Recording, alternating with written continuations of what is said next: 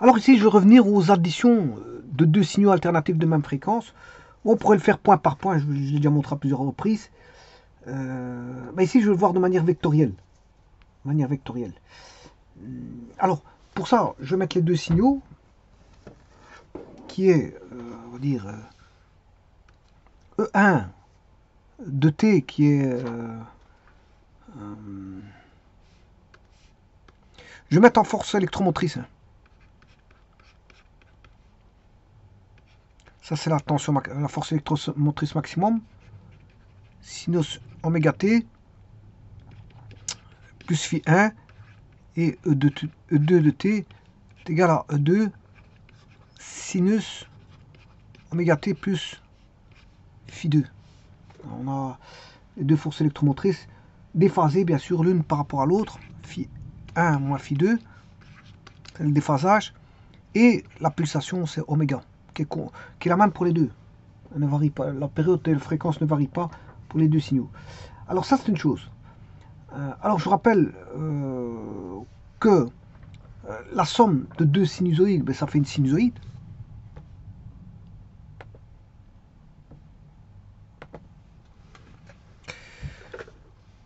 C'est-à-dire que si je fais E1 plus E2, E1 étant une sinusoïde, E2 étant une sinusoïde, ben on va obtenir une sinusoïde. C'est-à-dire un signal du type A sinus, voilà, oméga t plus phi.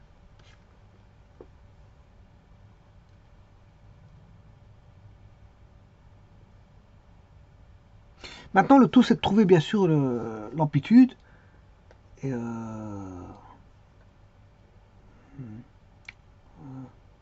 L'amplitude et comment on appelle ça, la phase. Donc il faudrait trouver ce.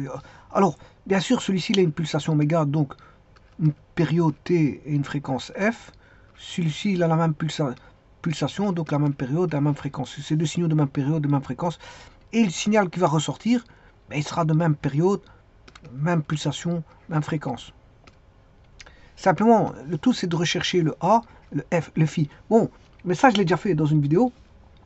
Je vous rappelle que A, c'est la racine carrée. On peut le faire avec les triangles. Hein. C'est E1 au carré plus E2 au carré plus 2 E1 E2 fois le cosinus de l'angle de déphasage phi 1 moins phi 2.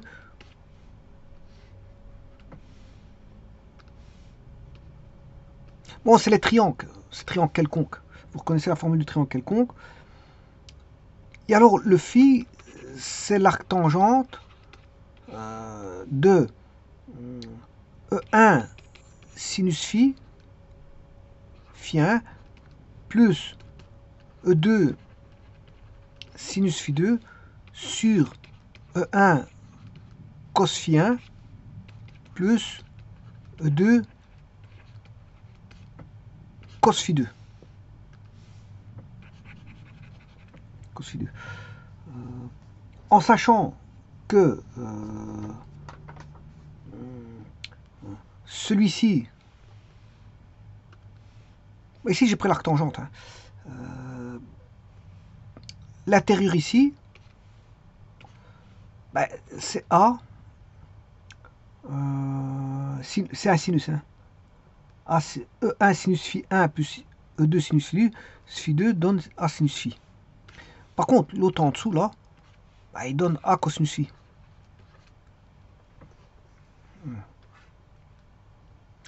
Voilà, et donc, c'est de faire ça vectoriellement. Ben, ici, c'est de manière algébrique, ce qui est montré là, mais c'est de le faire vectoriellement. Pour ça, bien sûr, on possède les deux signaux de base. Il y en a un. Bon, je vais considérer horizontalement l'horizontale ici, qui est 0. Ça, c'est le 0. Je mets mon premier vecteur qui va représenter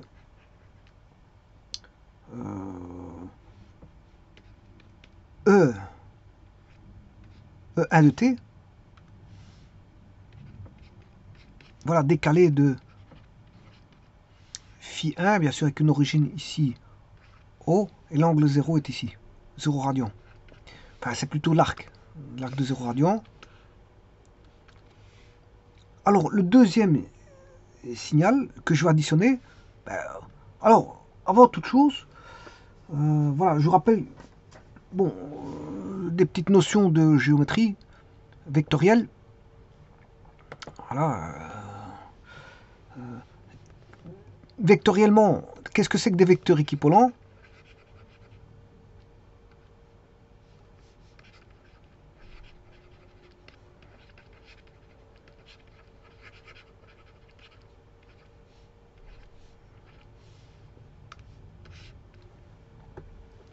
Ce sont deux vecteurs qui ont même longueur, ils sont parallèles entre eux, et de même sens. C'est deux vecteurs égaux, si vous voulez. Même direction, même sens. Ils n'ont pas forcément le même poids d'application. Justement, ils sont libres. C'est des vecteurs libres de l'espace ici. Donc ils peuvent se placer où ils veulent. Et donc ici, ce qu'on appelle aussi des représentants. Voilà, V est le représentant de U. Ou V est représentant de U, mais U est représentant de V aussi. C'est des vecteurs identiques. Donc ils ont même longueur, même sens et même... ils n'ont pas forcément le même poids d'application parce que c'est des vecteurs libres, même direction, même sens et même longueur. Alors la somme géométrique vectorielle, pour faire une somme, supposons que vous ayez trois vecteurs, en voici un, en voici un second, en voici un troisième. Le tout, c'est de ramener par rapport à une origine. Donc je vais ramener ici un point d'application O. Alors je commence par n'importe lequel. Supposons que là j'ai le vecteur U, V et W. Je vous rappelle que c'est des vecteurs dans le plan. Hein, dans le plan. Bon, je crée un vecteur équivalent à U, c'est-à-dire un représentant de U. Un vecteur équivalent à U, que je vais appeler U'. Un vecteur équivalent à V attaché à l'extrémité de U, que je vais appeler V'. Donc c'est des transformations, hein, c'est juste des translations. On effectue des translations du plan. Donc vous voyez bien que celui-là, c'est une translation.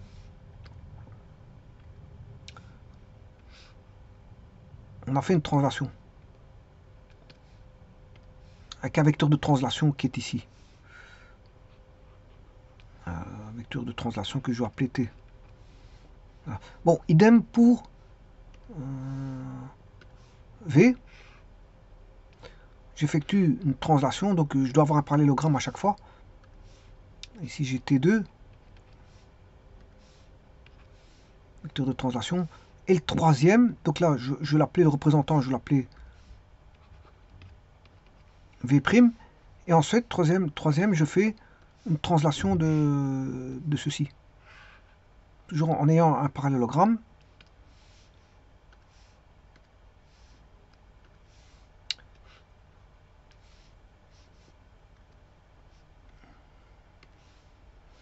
Voilà, et ça c'est le vecteur W. Bon, il n'est pas tout à fait parallèle, mais enfin, on doit avoir tout un jeu de parallèles. Voilà. Ensuite, quand tout ça c'est fait, ben en fait, ici, qu'est-ce qu'on fait? On rajoute à chaque fois, donc ici, on a l'origine, de l'extrémité de l'un, on rajoute, enfin, on remet, devient, si vous voulez, le nouveau point d'application. L'extrémité du vecteur devient un nouveau point d'application. Donc ici, l'extrémité du vecteur V' devient un nouveau point d'application, qui est au second. Voilà. Et quand on a mis ce qu'on appelle tous les vecteurs bout à bout, on les a attachés séquentiellement, les extrémités de l'un à l'origine de l'autre, l'extrémité de l'un à l'origine de l'autre séquentiellement comme ceci, eh bien là, on arrive, je dirais, à une finalité qui est ici, voilà, l'extrémité du vecteur, et on rejoint bien sûr l'origine du premier à l'extrémité du dernier. Et là, vous avez fait la somme tout simplement U' plus V' plus W', qui n'est rien d'autre que U plus V plus W. Là, c'est la somme vectorielle. Mais ça, c'est la somme de 3 vecteurs. Voilà, on peut avoir des cas particuliers de ça. Bon, ici, les vecteurs étaient disposés, je veux dire, un peu n'importe où dans le plan, puisque je fais des additions vectorielles du plan. Supposons qu'on peut avoir un cas particulier, et je vais même dire plusieurs cas particuliers. Le cas particulier, c'est par exemple, vous avez deux vecteurs concurrents. Voilà, deux vecteurs concurrents. C'est-à-dire, ils concourent en un même point. Voilà. Dans ce cas-ci, vous pouvez directement faire un parallélogramme, parce qu'il y a différentes techniques. Hein. Voilà, vous faites le parallélogramme et vous dessinez. Voilà, vous faites aucune translation dans ce cas-ci. Vous pouvez, à l'aide d'un parallélogramme, dessiner la diagonale du parallélogramme. Voilà. Ça, c'est un cas particulier. C'est l'addition de deux vecteurs concurrents, si vous voulez. Donc, ici, ils ont la même origine. Donc ici, c'est la particularité, ici, c'est que même si on devait appliquer la règle précédente, la règle précédente, c'est-à-dire que je pourrais ramener le V ici, pour l'appeler V', et donc je refermais, et donc c'est bien le parallélogramme OABC. C'est la diagonale, la somme est la diagonale du parallélogramme OABC. Maintenant, si vous avez un autre cas particulier, c'est des vecteurs qui ont tous les mêmes directions. Par exemple, vous avez un vecteur comme ceci, un autre vecteur comme ça. Mais là, ils sont indépendants de la direction. C'est indépendant de la direction. Donc vous allez avoir U plus V directement comme ceci. Donc là, c'est comme si on avait des segments. Si vous avez 2 ici, ça mesure 2. Là, vous avez 3. 2 plus 3, ça fait 5. On fait directement 2 plus 3. Par contre, là, on ne peut pas faire ça parce qu'interviennent des angles. Alpha 1 pour 0 pour celui-ci, et l'angle alpha pour celui-ci. Donc, on a, voilà, le problème ici des triangles, quelconques. Pourquoi? Parce qu'il y a des angles qui interviennent. On n'a pas des segments, mais des angles. Alors, autre cas particulier, c'est si vous avez un vecteur comme ça, vous en faites la soustraction toujours par un vecteur de même direction. Il suffit de soustraire. Hein. Voilà, il suffit de soustraire. Donc le vecteur,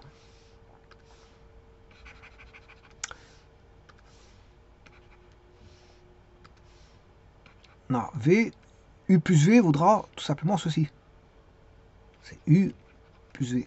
Donc on retranche. Donc 5 moins 2 égale 3. Ils ont tous les mêmes directions. On retranche. Vous faites par exemple V vaut en norme vaut 5. U vaut en norme 2. 5 moins 2, ça fait 3. Voilà. Et donc, à partir de ce que je viens de dire, ce sont des cas particuliers, voilà, de somme de deux vecteurs, je veux dire, concurrents, voire de deux vecteurs opposés. Attention qu'opposés, ça veut dire même direction, même longueur, mais pas forcément même. C'est pas la même sens, hein, c'est des sens opposés. C'est des sens opposés. Voilà. Bon, mais ici j'ai fait la somme de deux vecteurs, j'ai soustrait en fait, c'est la soustraction. En fait, ici j'ai fait U V moins U. Non, V plus U, j'ai fait V plus U, mais U était dans la direction opposée à V, donc ça fait U plus V, on va dire ça comme ça. Bon, enfin bref. Et ici, on aura, justement ici, on aura quoi? On va manipuler des forces électromotrices qui sont des valeurs maximales, voilà, notamment dans le cercle de Fresnel, mais aussi des angles. Voilà. Alors, le maître mot ici, ce sont les angles, ou plutôt des arcs, parce que c'est en radian. On aura le maître mot, ce sont des arcs et des amplitudes. Voilà, on va manipuler des arcs et des amplitudes. Bien sûr, avec une fréquence qui est non changeante. Donc celui-ci, il est constant, donc il n'y a pas de problème avec ça. Au niveau de la fréquence, il n'y a pas de problème, elle est constante. Au niveau de la période, elle est constante. Tout sera, je veux dire, avec une vitesse de rotation donnée constante. Donc les paramètres, ici, oméga ne changent pas ici. Qu'est-ce qu'on va manipuler? Phi et A. Voilà, phi et A. Ça veut dire que ici, le vecteur là, il tourne à une vitesse oméga. Maintenant, si j'additionne un deuxième vecteur, voilà, parce que c'est une addition vectorielle que je dois faire, ben, j'aurais dû pas faire ça comme ça. Enfin, je vais retourner comme ceci. Voilà, on va le mettre comme ça. Si je le mets comme ceci, voilà, la somme vectorielle, elle est là. C'est ça qu'il faut évaluer. C'est la somme vectorielle ici. J'ai une somme vectorielle. Donc vous voyez que c'est bien la théorie du triangle quelconque qui va être mise en jeu. Alors, c'est qu'il y a, il faut juste, on connaît bien sûr, par rapport à l'horizontale, l'angle ici. Voilà, c'est phi 2. Et on connaît cet angle-là, puisque c'est phi 1, phi 2 moins phi 1. Phi 2 moins phi 1. Voilà, et on a tout pour fonctionner, c'est-à-dire que... alors phi 2 moins phi 1, c'est phi. Hein. Donc on aura phi. Le nouveau vecteur, là, alors je rappelle qu'en bleu, ce sera 2 de t, et que là, en vert, c'est 1 de t plus 2 de t, c'est la somme vectorielle. Et donc, je vous rappelle que le phi, c'est phi 1 moins phi 2. Ou phi 2 moins phi 1. Mais dans ce cas-ci, c'est phi 2. Parce que phi 2, il est plus grand que phi 1. Donc ici, moi, l'angle qui est là, c'est phi 2 moins phi 1, mais c'est phi. C'est phi. Alors, le tout, c'est de se raccorder à ce que dit, je veux dire, ces équations-là, c'est-à-dire l'amplitude et la phase. Attention que ça, c'est l'amplitude de la somme, hein, de la somme. Et ça, c'est la phase de la somme. Voilà, donc, ça nous donne une nouvelle phase et une nouvelle amplitude. Sachant que, bien sûr, il ne faut pas perdre de vue que les signaux, c'est ça. 1 sinus oméga t plus phi 1. Et, bon, on peut développer ceci, hein, je l'ai déjà fait plusieurs fois. Mais, pour vous montrer que ici, qu'est-ce qu'on aura? Bon, on peut faire une décomposition. Alors, si je fais une décomposition ici, on a une composante en x. On aura, bien sûr, je rappelle qu'ici, c'est E1 cosinus oméga t plus phi 1. Et donc, là, on aura de là à là, on va mesurer 1 cosinus phi 1. Idem. Ici, on va mesurer 1 sinus phi 1. Bon, on pourrait dire la même chose de ceci ici. Sa projection vaudra E2 cos phi 2. Et la projection comme ceci. E2 sin phi 2. Et vous reconnaissez l'écriture que voici. Je fais la somme. Ça, en fait, vous allez voir, c'est phi vaut arctangente, là, de delta y sur delta x. Le phi vaut delta y sur delta x. Voilà. Et le delta y, c'est la somme de, voilà, de l'un et de l'autre. De l'un et de l'autre. Alors pour l'un, en delta y, c'est E1 sinus phi 1, c'est ceci. Et en delta x, c'est ceci. Jusque là, bien sûr, ou ceci. Voilà, donc vous faites ça plus ça. Eh bien, ceci, le nouveau qui est là, le signal somme, ben, il vaudra E1, ici c'est plutôt E2 sinus phi 2, sinus phi 2 plus 1 sinus phi 1. Voilà. Et le delta x, ben, vous faites la même chose en x.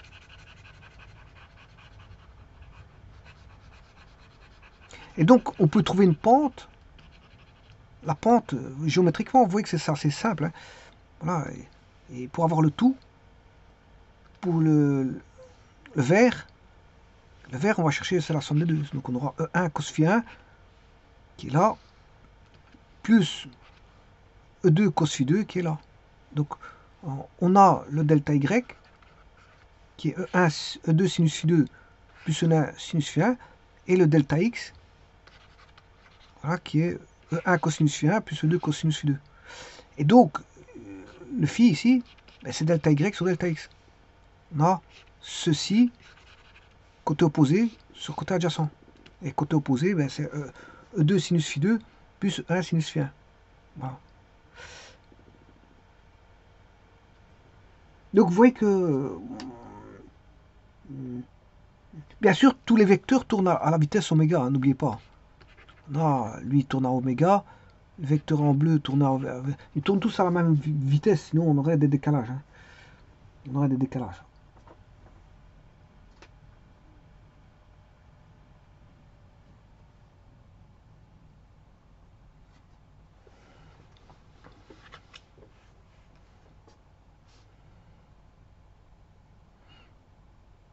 Alors que voudrait la norme?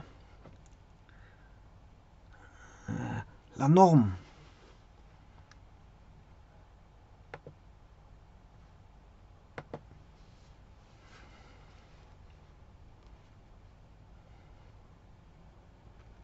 Le tout, c'est de retrouver le A.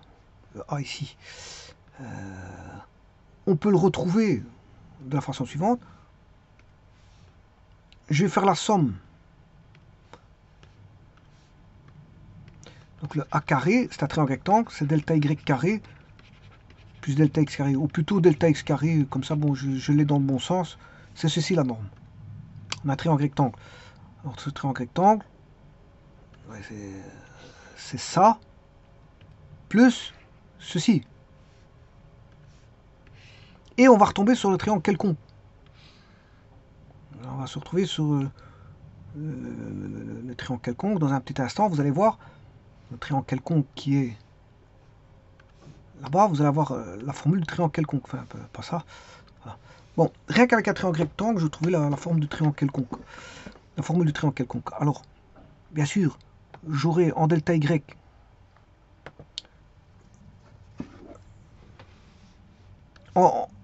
en delta X, on a E1 cos phi 1 plus E2 cos phi 2 plus, bien sûr au carré, E1 sin phi 1 plus E2 sin phi 2 au carré. On aura A carré vaudra E1 carré cos carré phi 1 plus E2 carré cos carré phi 2 plus 2 fois E1 E2 cos phi 1 cos phi 2.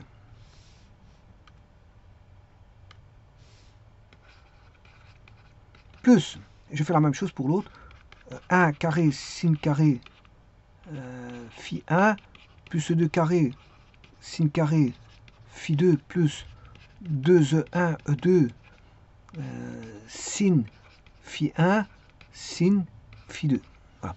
Alors déjà, si je prends celui-ci et celui-là, ça fait E1 carré.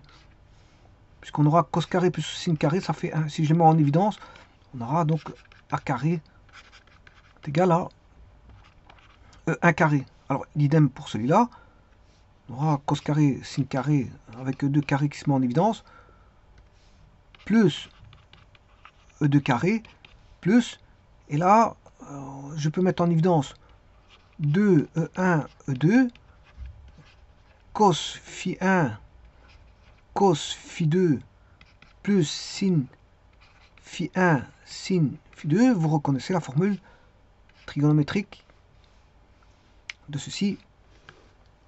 Donc je vais réécrire.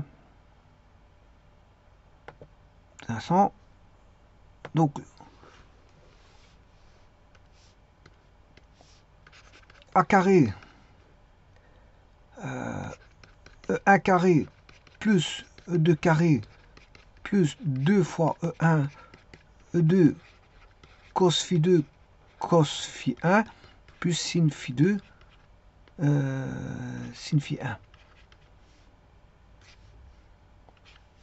Alors A carré vaudra 1 carré plus 2 carré plus 2 E1 E2. Et là, vous reconnaissez cos phi 2 moins phi 1 ou phi 1 moins phi 2. Peu importe.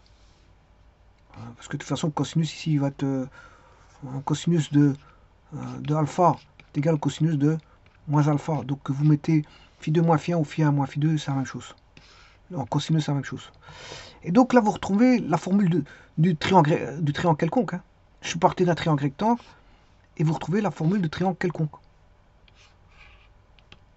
Alors, on retrouve la formule de triangle quelconque en partant tout simplement des expressions voilà, de delta y et delta x par rapport à un triangle, on va dire rectangle. Je pars du triangle rectangle pour arriver à retomber sur le triangle quelconque. Et effectivement, là, j'ai bien E1, E2, et là, l'amplitude, ma nouvelle amplitude voudra A. Voilà, avec ici, ici c'est phi. Ah, donc on a un angle de côté connu. Je m'excuse. Deux côtés connus ici, 1 et E2, et un angle phi qui est connu. Ben, on s'est trouvé A. Le phi, je l'ai déjà trouvé auparavant. Hein, parce que le phi, je vous ai dit que c'était arctangente de delta y sur delta x. Hein. Voilà, delta y, c'était bon 1, voilà, 1 cos, enfin ici c'est le sinus. Sinus phi 1 plus E2 sinus phi 2, voilà, sur 1 cos phi 1 plus 2 cos phi 2. Voilà, c'est le delta x était en cosinus et le delta y en sinus. Donc le phi a été trouvé. Donc le phi c'est plus un inconnu, il est connu maintenant. Donc il était déterminé et on connaît bien sûr ici 1 max et on connaît E2. Donc connaissant E1, E2, ben, je peux trouver le A. Voilà. Je peux trouver le A. Voilà. Alors je connais deux autres angles aussi, hein, parce que bon, le phi c'est ici. Cet angle-là, il est connu. Hein. Voilà, cet angle-ci, il est connu. Donc cet angle-là, il est connu. Donc fortement, il y a deux angles du triangle sont connus. Enfin, les trois angles sont connus. Et donc ici,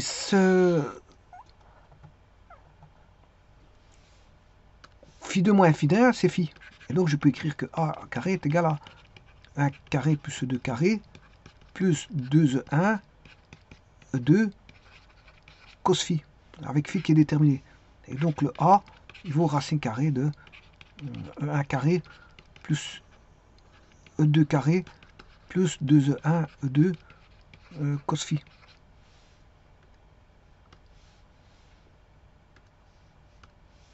Voilà, c'est ça. Et ceci c'est phi. Déphasage.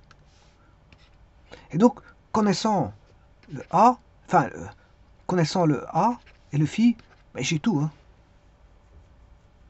Je peux mettre le signal comme ceci, hein, puisque le A est connu. Le phi est connu, ben, on connaît tout.